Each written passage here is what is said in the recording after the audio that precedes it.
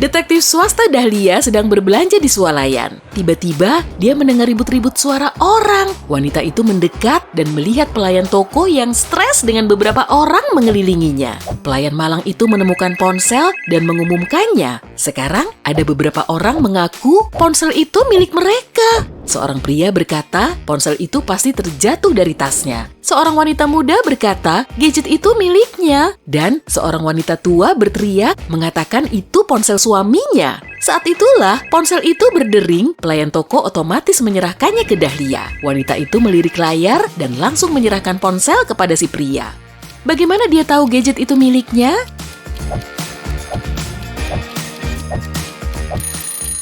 Dahlia melihat kata istri tertulis di layar.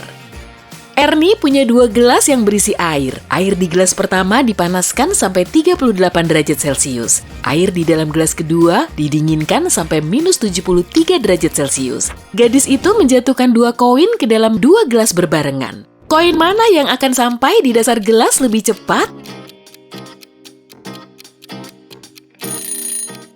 Pastinya koin yang di gelas air panas dong. Koin di gelas yang satunya nggak bakal tenggelam sama sekali. Air di dalam gelas itu kan membeku. Jackie dan saudara lelakinya Jaka menyusuri jalan. Saat mereka melewati toko kelontong, Jackie menunjuk seorang gadis muda dan berseru, "Lihat, ada keponakanku di sana." Saudaranya menjawab, "Betul, tapi bukan keponakanku." Bagaimana mungkin?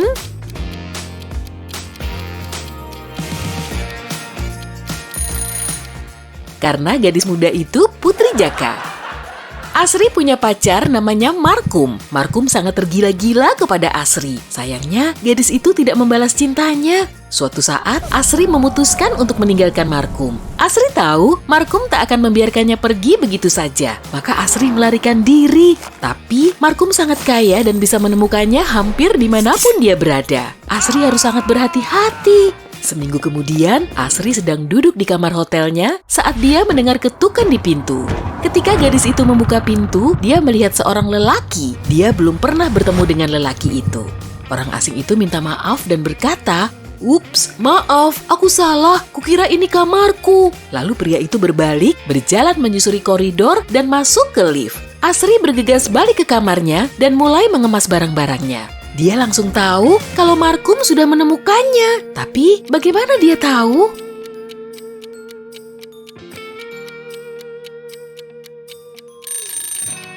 Mana ada orang yang bakal ngetuk pintu kamarnya sendiri? Dia pasti orang suruhan Markum yang sedang mencari Asri.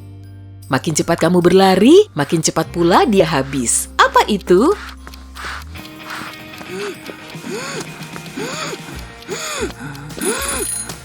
Napasmu.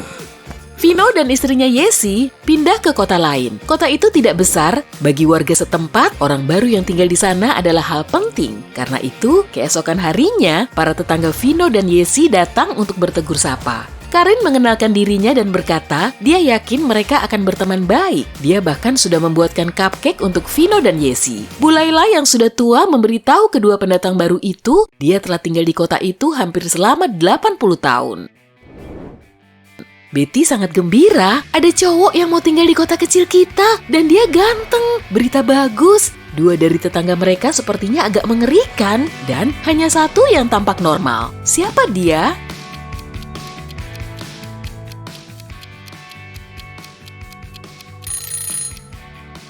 Karin menghias cupcake-nya dengan hiasan mencurigakan yang sangat mirip dengan bola mata. Betty sangat antusias dengan Vino. Sedang Bu Laila, dia pasti tahu banyak tentang kota itu dan penghuninya. Dia bisa menjadi sumber informasi berharga. Dan dia juga sudah memasak sup untuk mereka. Istri Bambang menyuruhnya merebus beberapa butir telur. Tapi pria itu harus merebusnya tepat selama 2 menit. Dia meninggalkan 3 timer jam pasir ke suaminya untuk 3, 4, dan 5 menit. Bagaimana Bambang bisa merebus telur tepat selama 2 menit?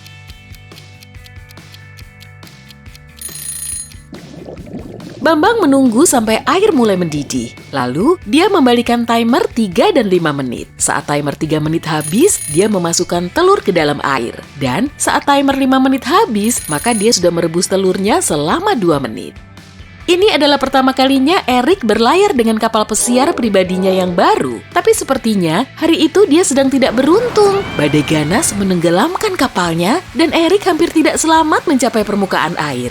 Setengah sadar, akhirnya dia terdampar di sebuah pantai. Paginya, pria itu sadar dia telah terdampar di pulau kecil tak berpenghuni. Tanpa radio, tanpa ponsel, dan tanpa alat komunikasi apapun. Di pulau itu juga nggak ada pohon untuk membuat isyarat dengan asap. Di hari ketiga, Eric melihat sebuah pesawat kecil berputar-putar di langit di atas pulau itu. Apa mereka sedang mencarinya? Tapi pesawat itu terbang terlalu tinggi sehingga pilot tidak bisa melihat Eric. Tapi, lelaki itu melakukan sesuatu dan dengan segera dia diangkat oleh sebuah helikopter penyelamat. Bagaimana caranya menarik perhatian pilot?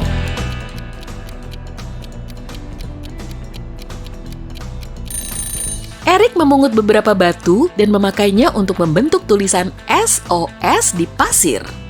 Helen tinggal di Singapura dengan suaminya Dennis. Suatu ketika, Helen memberitahu suaminya dia ingin menengok bibinya yang tinggal di Italia.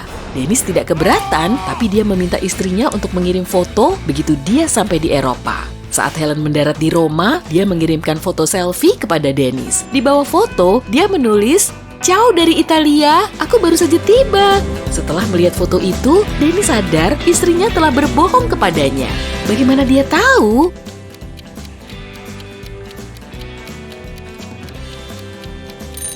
Di dalam foto, jam di dinding menunjukkan waktu yang sama dengan jam di dapur, yaitu waktu Singapura. Kalau Helen memang berada di Roma, jam itu tentu akan menunjukkan perbedaan waktu yang besar. Suatu hari, Krishna memutuskan dia harus mengasah kemampuan berpikir logisnya. Lelaki itu mencari tutor dan mulai mengunjunginya untuk belajar privat. Tapi, sang guru punya kebiasaan menarik. Mendekati setiap akhir pelajaran, dia selalu memberikan beberapa teka-teki kepada Krishna. Krishna tidak diizinkan pulang sampai bisa memecahkan teka-teki itu. Jumat ini, teka-teki pertama berbunyi seperti ini. Bagaimana cara mengubah 6 menjadi bilangan ganjil? Rumit, bagaimana ya?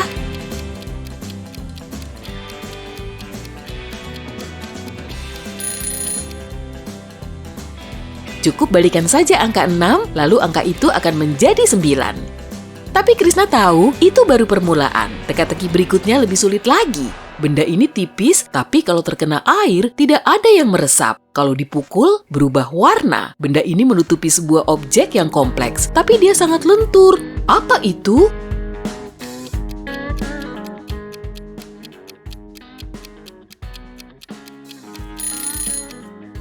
Awalnya, Krishna nggak punya gambaran. Kayaknya dia terpaksa harus memecahkan teka-teki itu sampai tengah malam. Untungnya, dia sekarang sadar. Jawabannya, kulit.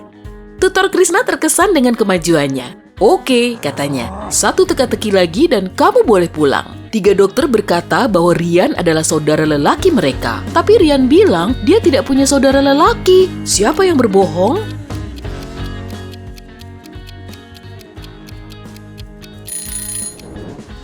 Krishna langsung tahu tidak ada yang berbohong. Semua dokternya perempuan, maka mereka adalah saudara perempuan Ryan. Phew, akhirnya Krishna boleh pulang juga.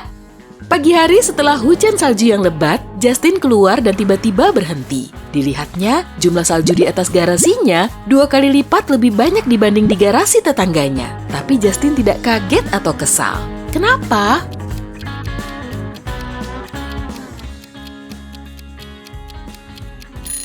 Garasi Justin kan 2 kali lebih besar dari garasi tetangganya. Gak heran kalau saljunya juga 2 kali lipat banyaknya. Amy berlibur ke tepi pantai dan bertemu 3 pria di sana. Mereka berteman, tapi itu tidak menghalangi mereka untuk menarik perhatian Amy. Malam harinya, mereka semua bertemu di restoran untuk makan malam. Dan semua lelaki itu mulai menceritakan petualangan mereka kepada Amy. Sam membual, "Aku ini pilot dan sudah berkeliling dunia loh." Leo berkata, "Aku pernah ikut ekspedisi ke Kutub Utara. Luar biasa. Aku melihat penguin dan beruang kutub." Jerry menimbrung, "Aku ini astronot. Terakhir kali pergi ke antariksa, aku berjalan-jalan di sana. Aku ingin melihat planet kita dari atas, tapi aku hampir terbawa angin kencang." Siapa yang berbohong demi memberi kesan yang lebih baik?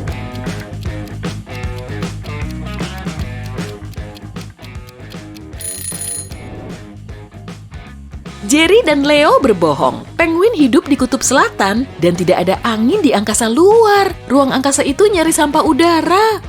Andrew dan Andy adalah saudara kembar. Jarak waktu lahir mereka hanya 1 menit dan Andrew yang lebih tua di antara mereka berdua. Tapi karena alasan misterius, mereka merayakan ulang tahun yang jaraknya 2 hari setiap beberapa tahun sekali. Bagaimana mungkin?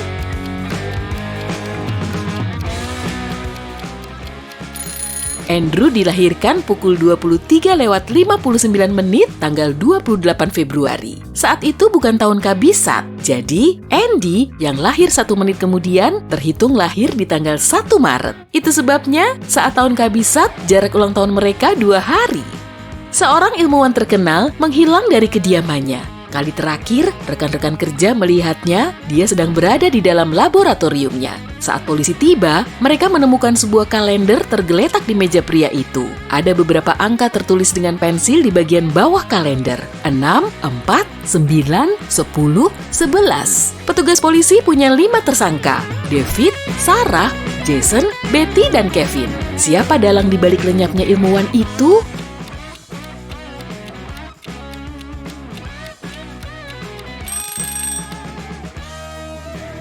Ternyata Jason. Angka-angka itu mewakili nama bulan. Dan huruf pertama dari setiap bulan menyusun nama penjahatnya. Jadi, bulan ke-6 adalah Juni, huruf pertamanya J. Bulan ke-4 adalah April, dan huruf pertamanya adalah A. Demikian seterusnya.